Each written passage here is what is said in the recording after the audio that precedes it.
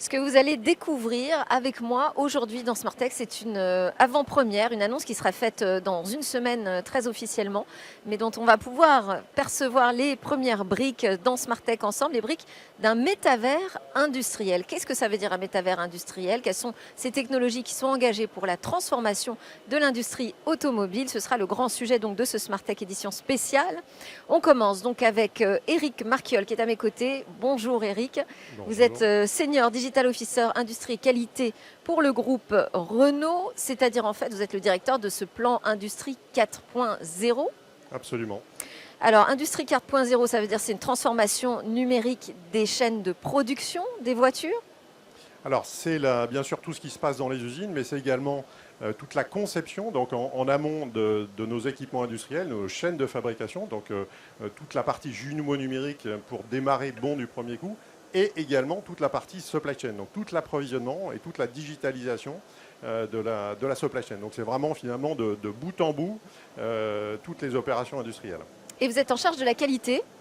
Également la digitalisation sur la partie C'est qualité. précisé pourquoi?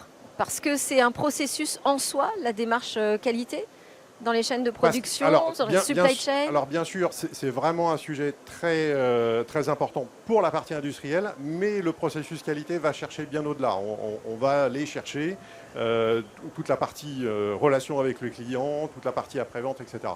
Mais je veux dire, c'est moins le sujet, on va dire, de cette annonce aujourd'hui sur le métavers industriel. On est vraiment sur toute la partie process industriel aujourd'hui. Alors je disais, vous nous offrez cette information d'avant-première dans Smartech sur la chaîne Bismart, le lancement du premier métavers industriel.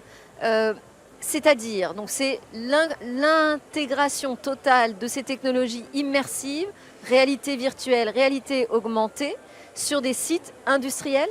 Alors, en fait, ça va bien au-delà. On a démarré, nous, notre transformation en 2016, vraiment la transformation Industrie 4.0, avec tout un scope de transformation et de changement pour lancer cette transformation.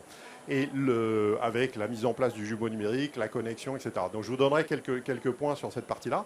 Et finalement, le métavers industriel, c'est le prolongement naturel. On va au-delà simplement de l'utilisation du jumeau numérique. On est capable d'avoir des avatars complets de tout ce qui se passe dans nos opérations, de la voiture qu'on est en train d'assembler, du moteur électrique, et non seulement d'avoir en temps réel ce qui se passe, mais d'être capable d'interagir et d'utiliser tout ça pour faire de la simulation, de la prédiction et l'amélioration de la performance. Alors là, vous vous êtes tourné vers ce début de véhicule. Absolument. Là, vous avez un exemple de Qu'est-ce qu'on plateforme. voit Là, vous avez Décrivez-nous. un exemple de plateforme qui est utilisé sur la nouvelle Austral, avec toute la partie, c'est une plateforme hybride. Donc là, comme vous voyez, il y a à la fois des éléments pour la propulsion ICE et bien sûr batterie et moteur électrique. Voilà. D'accord. Et là, ce châssis, il sort d'une des chaînes de production aujourd'hui les plus en pointe d'un point de vue technologique. Exactement. Alors, et le point marquant, c'est qu'en fait, on est vraiment sur une transformation à l'échelle. Donc, bien sûr, cette usine et les usines de mécanique ou de moteur électrique sont engagées dans cette transformation, mais ce ne sont pas juste deux usines qui sont concernées. On est passé vraiment à l'échelle, et c'est pour ça que maintenant, nous sommes capables de généraliser ça sur l'ensemble de nos sites industriels et nos opérations. Alors, c'est justement une question que je me posais, parce que quand on dit on lance le premier métavers industriel, c'est le premier d'une série, j'imagine. Alors, non, enfin, le métavers industriel, c'est la totalité. En tout cas, pour Renault, on n'aura pas plusieurs métavers industriels. On aura notre métavers industriel complètement opérationnel. Mais ensuite, il va devoir s'adapter à chaque usine, chaque site industriel. Ce sera le même, mais démultiplié, finalement. Et il nous permet de créer des liens, on va dire, dans le monde digital, finalement, entre l'ensemble des usines, entre l'ensemble, finalement, des différents process. Par exemple, l'industrialisation d'une nouvelle voiture ou d'un nouveau moteur électrique, de manière continue, de bout en bout, dans nos usines. D'accord, donc ça va être un modèle qui pourra être ensuite décliné, utilisé sur différents sites localement. Alors, ça peut être utilisé en France comme partout à l'international. Absolument. Donc, sur les autres marques de Renault également? Tout à fait. Nissan, Mitsubishi? Alors, aujourd'hui, c'est principalement sur Renault Group. Donc, c'est vraiment principalement sur Odo Group, même si nous avons des standards, par exemple des standards de connexion de nos équipements, qui sont Alliance et qui profitent à l'Alliance. Mais si je reviens un petit peu sur, finalement, qu'est-ce que c'est que le métavers Qu'est-ce qu'on y industriel ? trouve Voilà, Qu'est-ce qu'on qu'est-ce qu'on y trouve trouve Alors, dans ce métavers Quels sont les je vais briques peut-être revenir un peu, finalement, à la genèse de ce que c'est qu'une transformation numérique dans l'industrie. Oui. Donc, on a un système industriel composé de plus d'une quarantaine d'usines sur l'ensemble des pays de la planète. Et avec une histoire, avec des logiciels de pilotage depuis un certain temps. Et en 2016, on a décidé vraiment de basculer et de changer.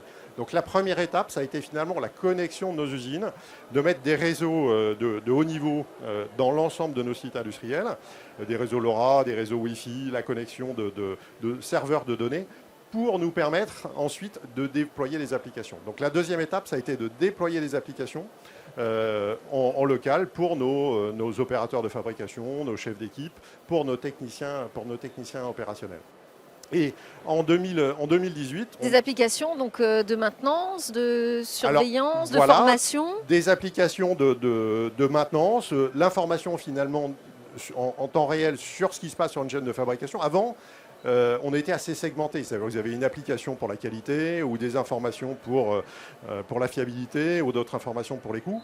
Et en plus, c'était disponible uniquement, on va dire, sur son PC, dans un petit bureau, etc. Ça, maintenant, ces informations, elles sont disponibles sur des tablettes, sur les smartphones de nos équipiers, et elles sont contextualisées. C'est-à-dire que, Eric, je suis sur la chaîne d'assemblage côté sellerie, je vais avoir toutes les informations, mais uniquement celles qui me concernent et dans l'ensemble des domaines. Donc ça a vraiment été cette deuxième étape.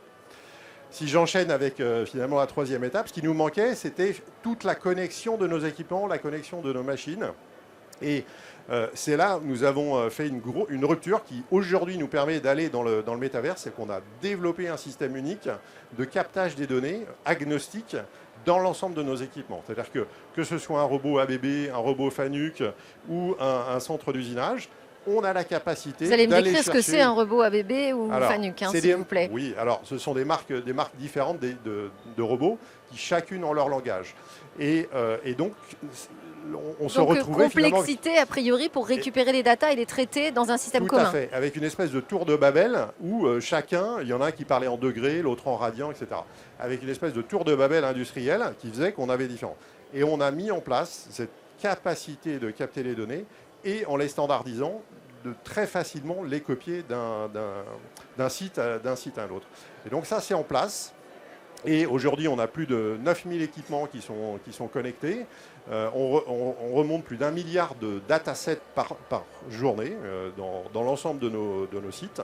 Et ça Donc là, vous êtes dans l'ère du big data, ça y est. Exactement, on est dans l'ère du big data. Avec après, il y a l'utilisation. Quelle est l'utilisation intelligente, véritablement utile, que vous pourrez en faire demain ? Alors, déjà, aujourd'hui, finalement, par rapport à ces données, on va traiter des cas très pratiques, par exemple de qualité sur les points de soudure. Finalement, un robot qui va souder une voiture, on va être capable, finalement, comme quelqu'un, quand vous faites une opération, vous allez, si elle est mal faite, vous n'arrivez pas bien à vous décrocher de la caisse.